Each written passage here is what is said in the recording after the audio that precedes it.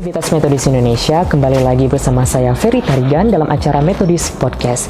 Di episode kali ini kita akan berbincang mengenai sebuah topik yaitu entrepreneurship ataupun kewirausahaan. Tentang apa itu kewirausahaan, bagaimana kiat-kiat ataupun solusi-solusi menjadi kewirausahaan yang sukses. Nah, dan oleh sebab itu telah hadir bersama kita yaitu Ibu Josephine Sembiring yang merupakan dosen dari Fakultas Ekonomi Universitas Metodis Indonesia. Selamat datang Ibu. Hai Ferry. Hai juga Ibu. Hai seluruh mahasiswa Universitas Metodis Indonesia. Ya. Saya Josephine Sembiring. Oke, bagaimana nih kabarnya Ibu?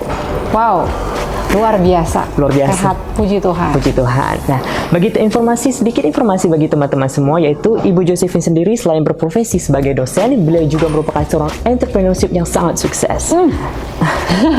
Oke, terima kasih. Dan untuk oleh itu langsung saja kita tanya nih.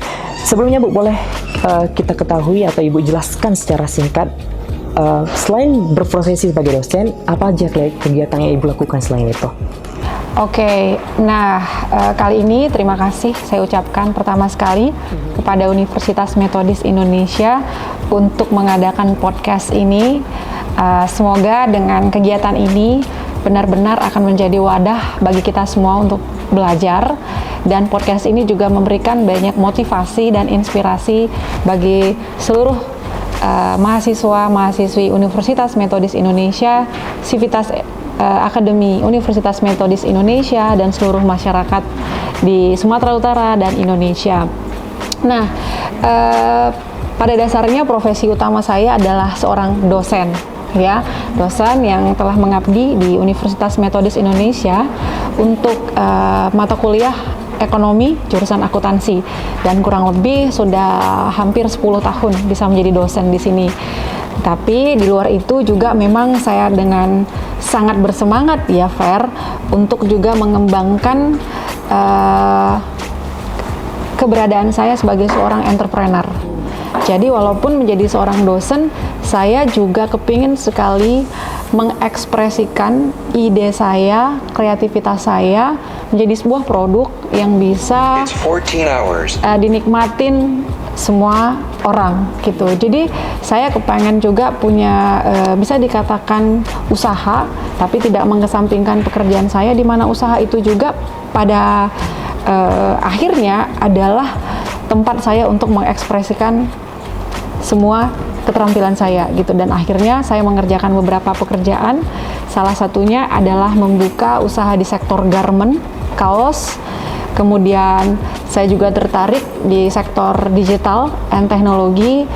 Sejak 5 tahun yang lalu juga belajar membangun perusahaan rintisan atau sering yang disebut dengan startup. Dan terakhir saya tertarik dengan bola, karena sepak bola juga menjadi hobi saya, nonton maksudnya, dan dipercaya menjadi seorang manajer di klub sepak bola Karo United namanya, yang tahun ini kita masuk promosi ke Liga 2 Indonesia.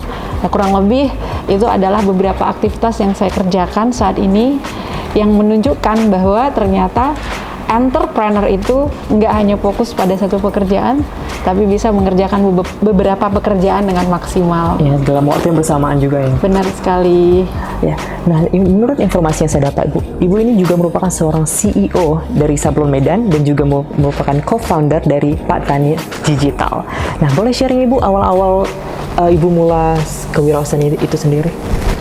Nah, kembali lagi ya, jadi sebenarnya entrepreneurship atau kewirausahaan itu sebenarnya adalah, buat saya pribadi itu bukan pekerjaan, itu adalah sikap mental ya. Jadi menjadi entrepreneur itu sebenarnya adalah keputusan kita untuk menjadi seseorang yang mandiri, kemudian menjadi seseorang yang memiliki sikap mental yang positif dalam menghadapi pekerjaan kita gitu. Nah, mungkin produk akhirnya itu kebanyakan orang yang punya sikap mental positif itu disebut dengan entrepreneur gitu.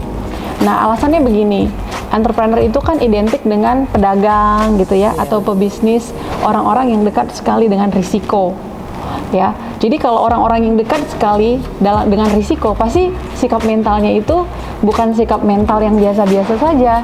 Pasti mereka adalah orang-orang yang kategorinya itu adalah jujur, ya, bertanggung jawab, suka bekerja sama, negosiatif, disiplin, berinisiatif, responsif, kreatif, fokus, percaya diri, problem solver, suka berempati, suka membuat perencanaan, komunikatif, risk taker pastinya ya, updater, produktif, sabar. Itu semua kan ciri-ciri entrepreneur ya. Kalau mereka tidak punya sikap mental seperti itu, otomatis mereka orang yang nggak berani gitu untuk menonjolkan atau membangun idenya. Nah, jadi pada saat saya memahami tentang entrepreneurship itu, saya menyadari bahwa bisa dong saya gitu mengerjakan beberapa hal dengan maksimal, tetapi tidak mengesampingkan pekerjaan yang lain gitu, karena itu adalah sebenarnya sikap mental. Nah, waktu saya menjadi dosen, itu adalah passion saya mengajar, tetapi saya berpikir saya juga punya keinginan yang lain gitu di luar menjadi seorang dosen. Saya kebetulan suka pakai kaos, ya kan, kebetulan suka pakai kaos, terus kepingin punya clothing line sendiri gitu, pengen punya industrinya sendiri gitu. Jadi saya juga memberanikan diri gitu, walaupun nanti orang pikir bisa rugi lah, repot lah, mengganggu pekerjaan. Saya pikir enggak juga gitu, karena saya merasa saya tinggal manage aja ya waktunya gitu. Saya tinggal manage waktunya, saya tinggal berusaha membagi tim. Jadi waktu saya bagi kepada tim, ya. Kemudian saya membangun sistemnya, pada akhirnya bisa berjalan gitu. Jalan berbarengan. Dan di situ juga saya bisa mengekspresikan kreativitas yang lain. Dan menjadi seorang entrepreneur itu juga sebenarnya membuka kesempatan kepada semua orang untuk terus belajar hal-hal yang baru. Karena dengan belajar hal-hal yang baru, kita juga ketemu sama peluang-peluang yang baru. Nah, itulah yang akhirnya membuat saya tuh haus aja gitu, mau mempelajari hal-hal yang baru, dan saya pikir ya uang itu akan menjadi bonusnya gitu. Jadi waktu memilih jadi entrepreneur, bukan tujuan saya itu pertama sekali itu adalah dapat duit gitu, enggak, bukan, tapi bagaimana mengekspresikan diri saya ke dalam sebuah pekerjaan gitu ya, tetapi membuat pekerjaan itu juga berhasil gitu. Jadi habis jadi seorang dosen, passion saya di sektor industri kreatif jalan juga ya. Kemudian saya belajar juga di sektor digital, akhirnya bikin Pak Tani Digital, dan sampai menjadi manajer sepak bola gitu. Jadi saya cuma mau bilang bahwa entrepreneurship itu adalah sikap mental. Jadi bagaimana kita sedari dini memang membentuk diri kita itu memiliki sikap mental yang positif, yang seperti saya sebut tadi, sampai akhirnya itu bisa diterapkan dalam pilihan pekerjaan kita. Nah, kurang lebih seperti itu, Fer. Ya. Nah, kalau boleh tahu nih Bu, apa sih modal dasarnya sebagai untuk menjadi seorang wirausaha itu? Yaitu modal dasarnya itu adalah mental. Jadi kalau mental kita itu mental pejuang, berarti kita kan nggak gampang menyerah ya gitu.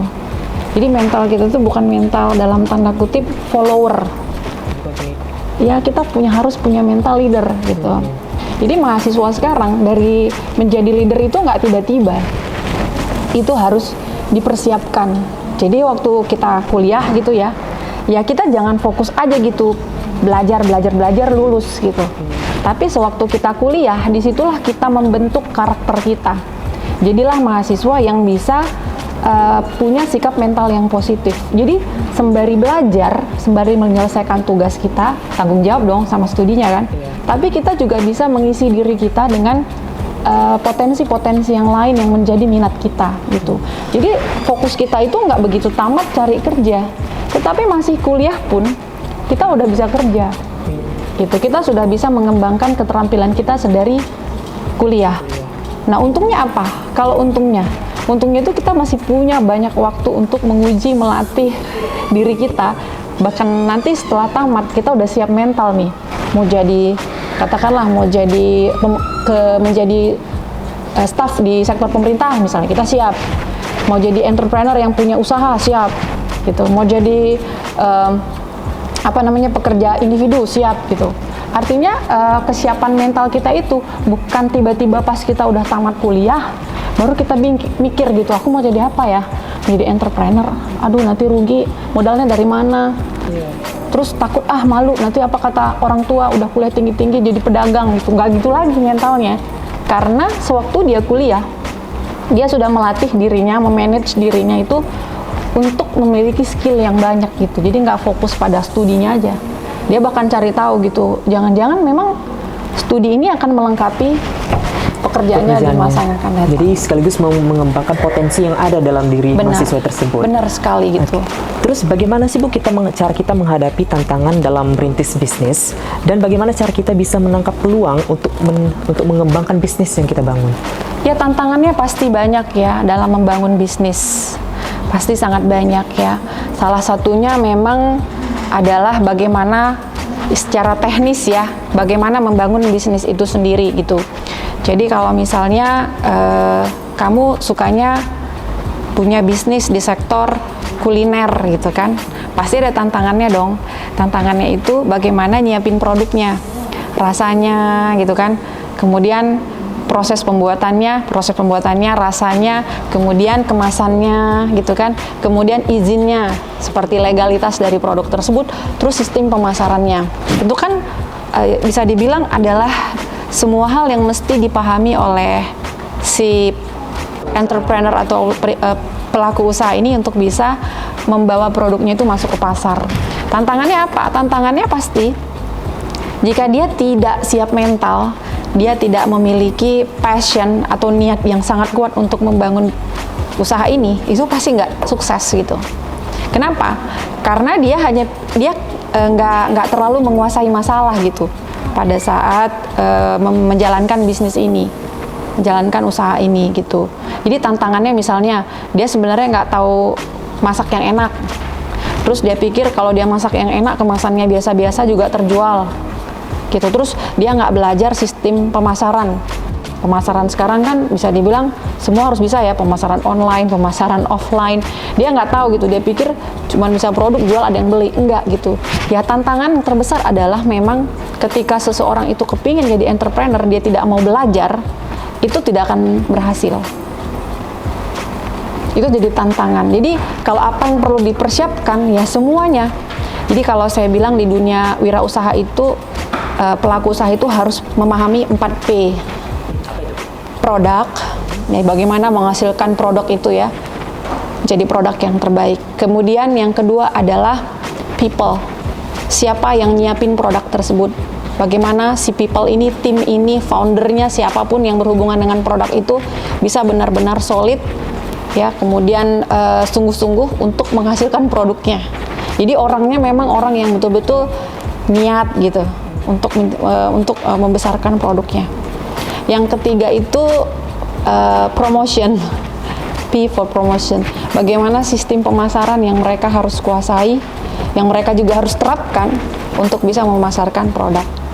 Yang keempat bisa place, bisa price ya. Di mana tempat pemasarannya atau berapa harga yang tepat untuk produk tersebut.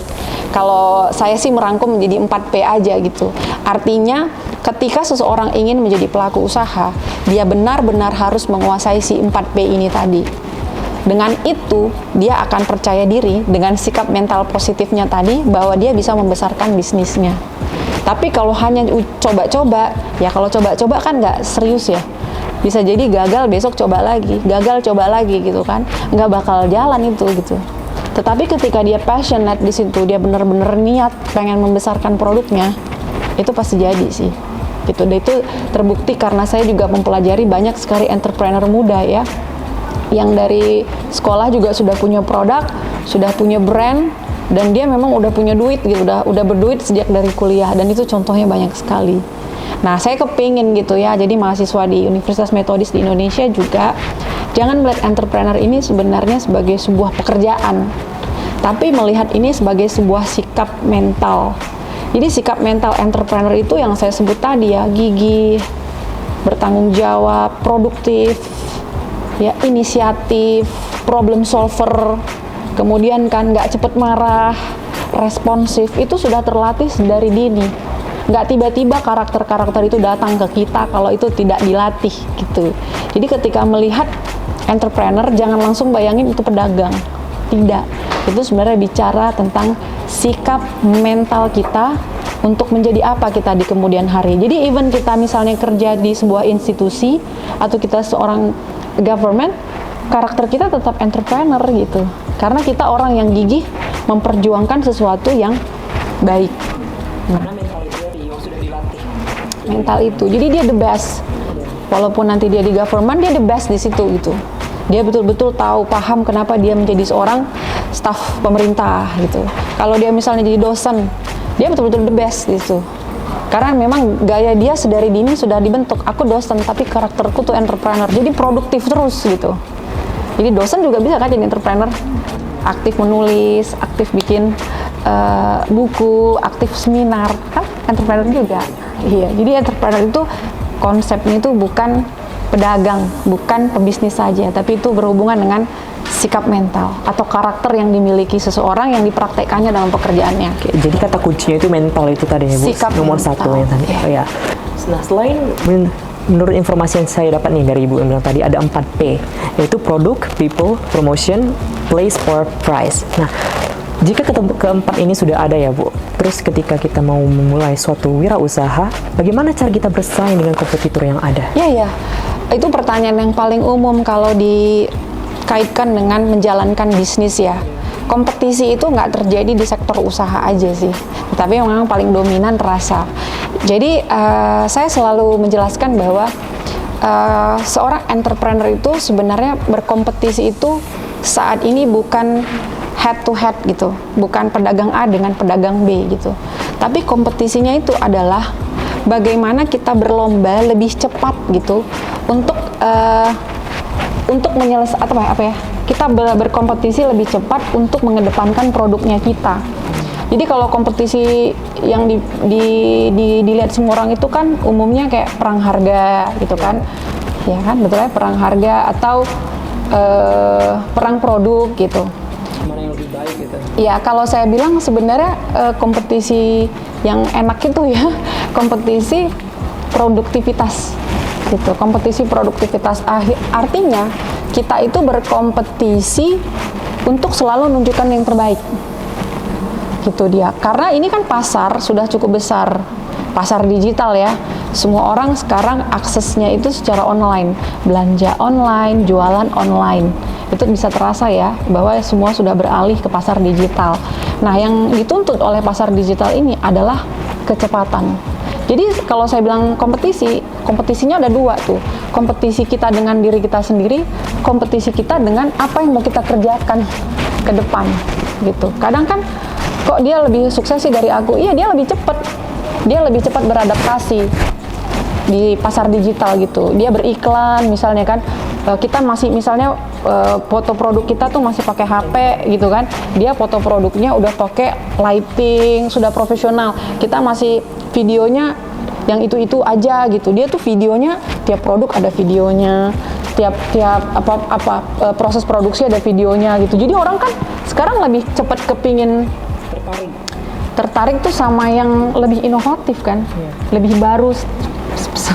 Kita aja pembeli kan gitu kan, kadang-kadang kalau nengok barang kan mana yang paling baru, bukan yang lama-lama kan dilihat gitu. Jadi kalau saya bilang kompetisi itu pasti ada dan akan terus ada di pasar, tetapi yang terpenting adalah bagaimana kita berkompetisi untuk melahirkan produk-produk terbaru terbaik di pasar gitu. Jadi memang dituntut sekali ya di pasar digital ini bagi para entrepreneur untuk terus kreatif dan inovatif.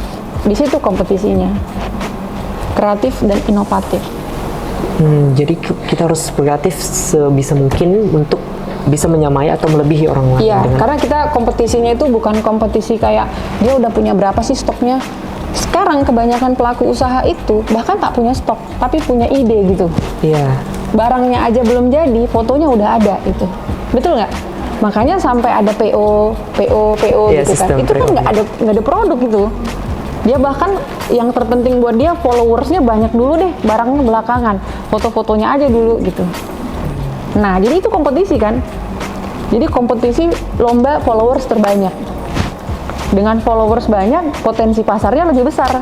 Kamu punya follower berapa? 10.000. Saya punya follower 100.000. Potensi kalau jualan siapa yang paling bisa cepat jadi duit? Saya. Makanya Gimana caranya bikin followers banyak? Ya kita harus terus-menerus secara konsisten untuk produktif, inovatif, dan selalu memberikan yang terbaru kepada followers promosi kita. gitu. Yes. Nah itu kompetisi yang sesungguhnya. Jadi kalau kita melambat gitu, ketinggalan di era digital ini. Kompetisi kita adalah kompetisi cepat-cepatan. Tapi bukan cepat-cepatan masuk jurang ya. Cepat-cepatan memberikan yang terbaik. Itu sih. Oke. Nah, mengenai tentang salah satu wirausaha yang Ibu bentuk nih, yaitu tentang Sablon Medan. Ya. Nah, itu apakah Ibu udah ada nggak sih Ibu pencapaian dari Sablon Medan tersebut? Nah, sedikit cerita tentang Sablon Medan. Ini adalah usaha saya yang pertama yang sudah berdiri sejak tahun 2013. Jadi ini 9 tahun mau 10 tahun. Nah, itu sedikit saya cerita, mudah-mudahan bisa menginspirasi buat seluruh penonton ya, bahwasanya usaha itu dimulai karena passionnya saya gitu. Passionnya saya yang pertama, saya suka pakai kaos. Yang kedua, saya kepingin punya kaos hasil buatan saya sendiri atau hasil desain saya sendiri gitu. Yang ketiga, saya kepingin dalam proses pembuatannya itu saya dekat dengan quality control. Jadi kalau ada yang rusak, saya langsung bisa tahu. Kalau ada masalah, saya langsung bisa perbaiki gitu. Ya kurang lebih seperti itu. Karena kalau dulu saya bikin kaos tuh selalu pesan ke luar kota. Jadi cuman kirim desain, nanti dia kirim barang. Nah begitu ada masalah, saya repot dong. Nukarin barangnya lagi jauh. Minta tambah misalnya kan, jauh dan prosesnya cukup lama gitu. Nah ya itulah yang akhirnya saya pikir kenapa sih kita nggak punya sendiri.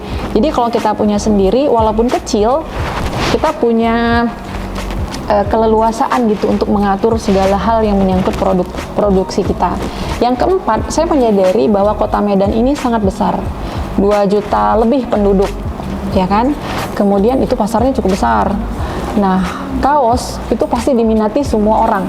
Ya, contoh perpisahan sekolah, pesan kaos gitu kan. Pilkada pakai kaos. Ada kegiatan di kampus, ada kegiatan di kantor, pakai kaos gitu. Berarti pasarnya besar dong gitu. Nah, disitulah akhirnya saya menyadari kenapa tidak bikin sendiri gitu. Nah, itu awalnya kita buat dari mulai 2 orang, stafnya 3 orang, 4 orang, 5 orang, bertambah terus gitu. Berarti pertumbuhannya positif ya. Nah, akhirnya bisa sampai sekarang gitu. Itulah dasar atau awalnya saya memulai bisnis di sektor garment. Jadi hal pertama yang mau saya sampaikan dari pengalaman ini adalah jadilah entrepreneur yang menyukai apa yang dikerjakannya gitu. Jadi nggak asal-asal. Jualan itu nggak sekedar orang jual A kita ikut A, orang jual B kita ikut B. Kita harus tahu persis gitu apa yang mau kita kerjakan sehingga kita benar-benar cinta gitu sama pekerjaan tersebut. Disesuaikan juga dengan passion kita kayak Ibu. Contohnya sesuai dengan suka dengan memakai kaos. Gitu. Iya. Dan itu juga nggak tiba-tiba besar kan. Pasti tantangannya sangat banyak ya. Misalnya dari sektor SDM nih, SDM-nya itu ternyata nggak mumpuni di kota Medan untuk bikin industri garment gitu. Jadi saya bolak-balik ganti-ganti pegawai, tukar-tukar gitu. Dalam artian memang kapasitas mereka tidak di situ gitu. Saya tuntut cepat, mereka nggak bisa cepat. Saya tuntut rapi, nggak rapi gitu. Jadi itu tantangan juga ya. Bagaimana kita membangun skill dari timnya kita. Nah akhirnya timnya juga saya kasih training. Terus dikasih kesempatan untuk belajar gitu, dan akhirnya mereka sampai hari ini masih ada di Sablon Medan gitu. Jadi prosesnya juga nggak langsung seperti sekarang ya, belum lagi baru-baru ini kita kena corona gitu kan, dimana nggak ada permintaan sama sekali. Itu juga sebuah tantangan. Itu juga sebuah tantangan. Kita tutup nggak? Syukurnya nggak tutup gitu, walaupun sempat mengalami banyak sekali yang namanya kerugian gitu membangun industri ini. Tetapi kembali lagi ya, karena kita sudah yakin passion kita di situ. Itu tadi balik ke mental. Mental kita sudah juga teruji, kita maju terus gitu. Karena entrepreneur itu biasanya nggak mau kalah. Jadi begitu ada masalah, dia akan berpikir bagaimana menyelesaikan masalah itu, gitu, tanpa harus meninggalkan masalah itu. Nah, kurang lebih itu sedikit pengalaman bagaimana membangun sebuah bisnis dari nol. Oke, ini merupakan produk sablonnya itu Bu. Bisa ditunjukkan Bu pada teman-teman. Ini teman-teman kalau nanti mau lihat hasil produk kita ini, saya nggak promosi loh, cuman mau nunjukin gitu. Kalau misalnya di Sablon Medan tuh bikin kaos kayak gini gitu. Jadi kalian juga bisa, bukan berarti karena saya sudah punya industri ini kalian nggak buat, karena pasarnya sangat besar, Fer. gitu. Saya juga nggak mungkin ngerjain sendirian, dan butuh lebih banyak lagi pelaku industri kreatif yang sama di Kota Medan.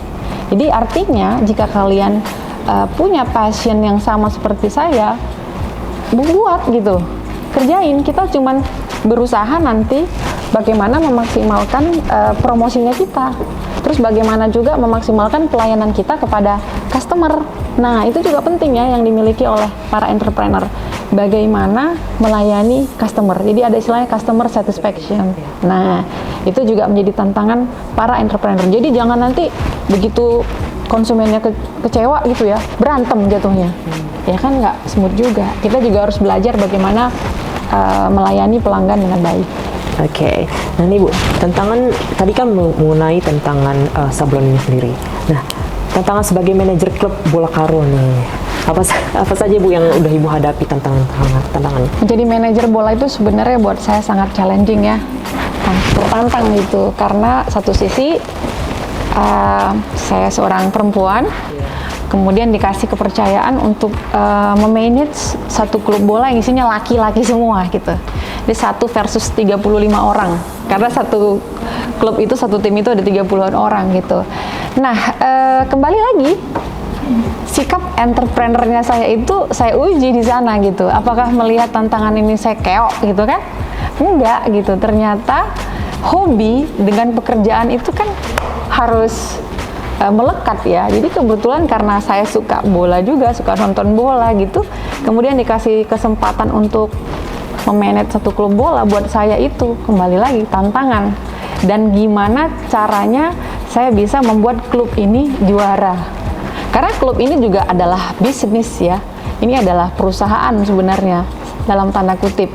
Tapi komoditinya adalah pertandingan gitu, atau yang dijual itu adalah kompetisinya kan. Jadi semua orang bisa nonton. Nah, gimana nih seorang manajer bisa ngurusin satu klub yang isinya cowok semua, tapi mikirin juga nih bisnisnya bisa jalan. Nah, itu yang saya bilang ya, asalkan kita memang punya kemauan, juga punya sikap mental yang positif dalam melihat tantangan, so far sih pasti kita bisa menjalaninya gitu, pasti bisa mengerjakannya. Nah, apalagi tantangannya itu gimana membuat mereka juara lagi. Dan syukurnya pas saya jadi manajernya juara tuh, juara 1 lagi. Nah, itu kan saya pikir bisa jadi inspirasi ya, satu buat para mahasiswa ya. Artinya jadi entrepreneur itu kita bisa melakukan lebih dari satu pekerjaan dalam waktu yang bersamaan. Dan yang kedua, dengan memiliki sikap mental yang positif, kita bisa gitu menghadapi berbagai jenis pekerjaan yang sesuai dengan passionnya kita, minatnya kita gitu. Yang ketiga, semua pekerjaan kita bisa selesaikan dengan maksimal. Gitu dia, Fer. Nah, saya penasaran Ibu, bagaimana cara Ibu untuk membagikan waktu antara Ibu menjadi seorang dosen, mengurus klub sepak bola, dan seorang businesswoman? Bagaimana cara Ibu membagikan waktunya? Ya, satu skill manajemen yang mesti dimiliki oleh para entrepreneur itu adalah mengelola waktu dan tim. Itu opini saya pribadi ya, mengelola waktu dan tim. Saya nggak mungkin ngerjain itu sendirian semuanya gitu ya. Nah, itulah butuhnya tim. Artinya dengan leadership, kepemimpinan yang saya miliki, saya bisa gitu mengelola atau menjalankan beberapa pekerjaan dengan tim yang solid di belakang. Jadi saya tinggal membuat sebuah sistem, kemudian membagi tugas, memberikan mereka kesempatan untuk memberikan yang terbaik pastinya di tugas mereka masing-masing, dan saya akan melakukan proses evaluasi. Nah, jadi bukan saya yang ngerjain semua, itu bukan manajer namanya kan gitu ya, tapi saya membuat sistem, membagi tim, dan mereka yang bekerja sesuai dengan arahan. Kemudian manajemen waktu. Nah, kita kan punya waktu suatu hari 24 jam ya. Saya pakai buat tidur 10 jam, saya tetap tidur loh. Sisanya saya bagi dong, iya kan? Ngajar hari apa sampai hari apa, kan sudah ada schedule-nya ya. Kemudian ke kantor, saya kan nggak perlu tiap hari ke kantor karena timnya sudah ada di sana, ya nggak? Jadi proses evaluasinya dan monitoringnya lebih simpel. Kemudian klub, di sana juga sudah ada tim yang setiap saat bisa saya minta laporan, kemudian saya bisa monitoring. Gitu. Jadi sebenarnya yang terpenting adalah bagaimana mengelola waktu dan tim. Jadi menjadi seorang entrepreneur itu jangan pikir kita semua yang kerjain ya, kita direkturnya, kita tukang sapunya gitu, enggak. Tapi kita harus bekerja secara tim dan kita harus bisa mengelola waktu dan punya kepemimpinan. Oke. Nah, sebagai dosen Fakultas Ekonomi di Universitas Metodis Indonesia, menurut Ibu bagaimana kurikulum atau proses pembelajaran di Fakultas Ekonomi di era digitalisasi di era startup saat ini? Wah, Universitas Metodis itu adalah satu kampus yang paling bisa mengikuti perkembangan zaman. Ya, saya sebagai dosen cukup bangga bisa berada di institusi ini karena kita semua bisa berkoordinasi dengan baik, dosen dan mahasiswanya juga bisa bekerja sama dalam proses belajar dan mengajar, dan kampus ini juga tidak pernah ketinggalan dengan perubahan gitu. Artinya sistem di Universitas Metodis sudah oke banget, jadi worth it sekali kalau seluruh masyarakat Sumatera Utara, Indonesia bisa berkuliah di sini. Dan kedepannya Universitas Metodis Indonesia juga mungkin akan memberikan lebih banyak lagi fasilitas-fasilitas, program-program yang mendukung mahasiswa untuk belajar lebih kreatif, lebih inovatif, dan lebih up to date, sehingga lulusan dari Universitas Metodis Indonesia bisa benar-benar berguna di masyarakat. Ya, mau itu jadi dosen, mau itu jadi entrepreneur, mau itu jadi staf pemerintahan, apa saja, pastinya kompetensi yang dimiliki oleh lulusan dari Universitas Metodis Indonesia sangat mumpuni. Jadi udah oke sih. Menurut Ibu bagaimana Fakultas Ekonomi sendiri mempersiapkan mahasiswanya dalam bersaing di dunia kerja? Pastinya seluruh sivitas akademis, khususnya dosen, sudah memiliki strategi yang sangat matang untuk mendeliver ya, atau mentransfer pengetahuan dan pengalaman kepada seluruh mahasiswa. Dan itu bisa terlihat ya, bagaimana kerjasama, proses pembelajaran berjalan dengan baik. Artinya dalam hal ini Fakultas Ekonomi itu sangat-sangat peduli kepada mahasiswa. Di persiapan dari aspek pendidikan, persiapan skill, di sini juga banyak sekali praktikum ya, dan juga komunikasi antara mahasiswa dan dosen juga berjalan dengan baik. Jadi saya melihat banyak yang positif yang sudah dihasilkan oleh Universitas Metodis Indonesia. Menurut Ibu ini, kenapa teman-teman semua ini yang ingin mendaftar di Fakultas Ekonomi UMI, apa saja kelebihan yang ada di Fakultas Ekonomi UMI? Pastinya banyak ya. Fakultas Ekonomi itu punya dosen-dosen yang mumpuni. Promosi diri sendiri gitu ya. Fakultas Ekonomi itu memiliki dosen-dosen yang sangat mumpuni di bidangnya masing-masing. Kemudian sistem perkuliahan juga, ini masih online ya, kita masih online, tapi semua dilakukan secara daring, sangat berjalan dengan baik. Komunikasi antara dosen dengan mahasiswa juga berjalan dengan baik, jadi dosen juga, mahasiswa juga dengan dosen itu sangat nyaman dalam komunikasi, dan proses administrasi juga tidak sulit. Artinya Fakultas Ekonomi Universitas Indonesia sudah memberikan yang terbaik kepada mahasiswa dan calon mahasiswa pastinya. Nih, sebagai penutupnya nih Bu, apa yang ingin Ibu sampaikan kepada teman-teman terkhususnya mahasiswa baru di Fakultas Ekonomi UMI untuk tahun ajaran baru sekarang? Ya, saya cuma berpesan bahwa menjadi mahasiswa bukan hanya mempersiapkan diri untuk keilmuannya saja, ya. Jadi jangan terlalu fokus pada jurusan kita, tetapi kita ini adalah generasi muda yang hidup di era yang menuntut kreativitas, inovatif, ya, dari menjadi mahasiswa. Artinya, ayo lebih banyak lagi keterampilan atau skill yang harus kita miliki untuk menghadapi tantangan itu. Dan jangan berhenti untuk mengasah dirimu memiliki sikap mental yang positif. Jadi sedari kuliah, persiapkan dirimu untuk memiliki karakter yang positif, jujur, bertanggung jawab, berinisiatif, problem solver, berempati, mau bertanya, suka menolong, dan pokoknya semua yang baik-baik itu harus dilatih, karena itu nggak tiba-tiba datang. Dan itu adalah hal yang harus kalian miliki ketika kalian nanti menghadapi tantangan di dunia yang sebenarnya setelah tamat dari kampus kita. Itu aja yang bisa saya sampaikan kepada seluruh mahasiswa di Universitas Metodis Indonesia. Oke, nah itu dia perbincangan kita dengan Ibu Josephine Sembiring yang merupakan seorang entrepreneur dan juga seorang dosen di Universitas Metodis Indonesia. Nah, untuk terakhir kalinya nih Bu, pesan-pesan yang ingin Ibu sampaikan kepada teman-teman yang ataupun entrepreneur ataupun orang yang mau berusaha, yang menjadi pengusaha sukses di depannya, apa sih? Ya, kerjakan apa yang kalian cintai, jangan kerjakan yang tidak kalian sukai. Yang kedua, jangan menyerah, belajar terus hal-hal yang baru. Yang ketiga, jangan lambat. Kompetisi kita itu dengan waktu. Semangat wirausaha. Oke, semangat wirausaha. Oke, nah itu dia perbincangan kita dengan Ibu Josephine. Semoga apa yang kita perbincangkan barusan bisa menambah informasi bagi teman-teman atau adik-adik sekalian tentang Fakultas Ekonomi dan juga Entrepreneur. Dan semoga kita juga bisa mengikuti jejak Ibu Josephine menjadi wirausahaan yang sukses ke depannya. Amin. Oke, terima kasih Bu Josephine atas waktunya yang telah bersedia duduk dengan saya berbincang pada episode kali ini. Dan terima kasih juga untuk kepada para penonton yang sudah menyaksikan episode kali ini dari awal sampai akhir. Saya Ferry Tarigan, sampai jumpa kembali di episode Metodis Podcast selanjutnya.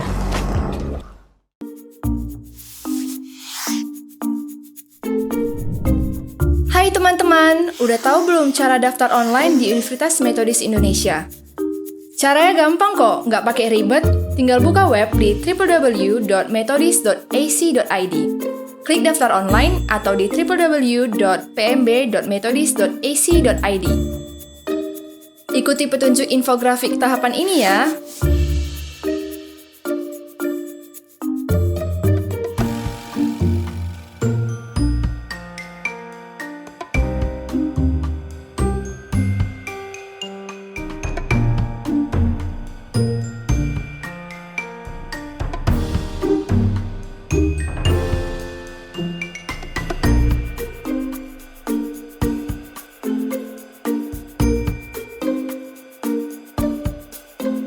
Yeay, gampang kan? Selamat bergabung ya!